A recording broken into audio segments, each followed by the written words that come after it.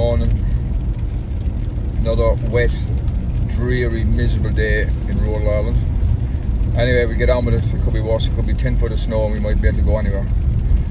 I've just come across a post by a friend of mine, Angela Ray. And I wasn't going to do any of these sort of posts for a while, but this I think does need explaining and does need to be put out there, because I'm only after finding out about this about 15-20 minutes ago, and I've listened to the piece she put up, which I'll put in the comment section afterwards. But it's absolutely horrendous. It's called the Capability Act.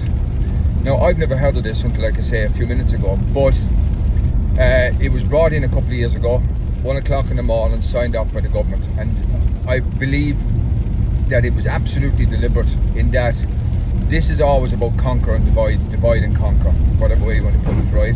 It doesn't matter. This is the way they operate. And it's to have you focus on an issue that's important to you, so that you're not getting focused with a whole host of other people on one singular issue that can actually tackle the government and bring them down. It's about, people have got climate change, the hate speech bill, digital ID, digital currency, TUSLA, and so on, right? We could go on all day. Anyway, this is to inform people about the Capability Act. And from what I could gather is basically it puts the child in charge once they become an adult, in terms of the parents looking after and making the decisions for the child. And basically what happens with the Capability Act is you then, if you want to challenge it, because they give you a list of what the child can do and can't do, and you then have to go to court. Now, you can get free legal aid, but it's highly unlikely. And to go to court to make out that you have to be in charge for the child to make decisions for the child, you have to spend up to £10,000 or euros to get a barrister and solicitor to represent you. And I'm telling you, listen to your man there, he didn't say it, but I reckon you'd lose. I reckon you'd spend that money and you'd lose.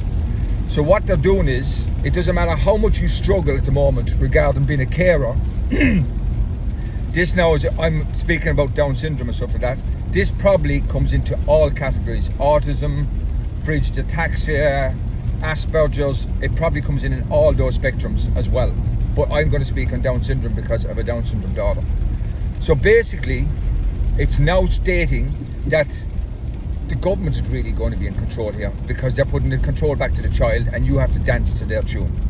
So as responsible, caring parents, we are now not allowed really to have any say in the decisions going forward. The decisions have to be made by her, which some of the decisions would be very, very common sense by Ellie, but other decisions would be totally and utterly incorrect by her. It's as simple as that. They just wouldn't be able to happen.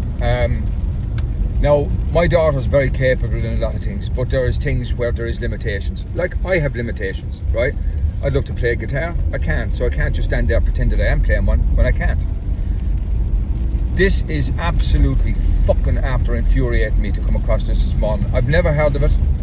It's a new one on me. I'm going to have to get onto my local TD about it. It's been brought up in the Dáil, and basically you'll hear it in the report. It's been on a radio station this morning, and the father and the mother have rang in, and he said he's just after coming for solicitor. He didn't go into detail on it, but I can only assume by the way he's spoken that they haven't got a leg to stand on, and they will fail. And if I spend that money, I will fail. Where have we gone to, lads? Like, we have so many issues where we're just not being looked after. There are so many people coming in here that've got money straight away. They're entitled to everything. They're entitled to doctors, they're entitled to nurses, they're entitled to dentists, they're entitled to everything off the charts. And it's the same in Britain, it's the same in Ireland, it's the same in France, it's the same in other countries, that the local indigenous people are just being wiped out and stuff like that. But this was brought in a couple of years ago, and I've never heard of it. So I'm going to put it up in the comments section. It's to make people aware. Anybody in my locality that has got children with Down syndrome and stuff, you need to know about this, because I am absolutely 100% certain you haven't a clue about it. You haven't an absolute bull's notion that this is after happening. Again, another stress, another worry that people don't need, and actually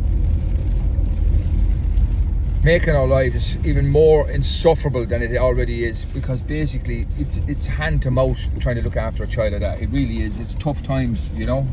And these fucking government bastards and bitches who I'd love to kick up and down the fucking road and boot the fucking living daylights out of them, just carry on and fucking bring in these things to make our lives just absolutely fucking nearly unlivable.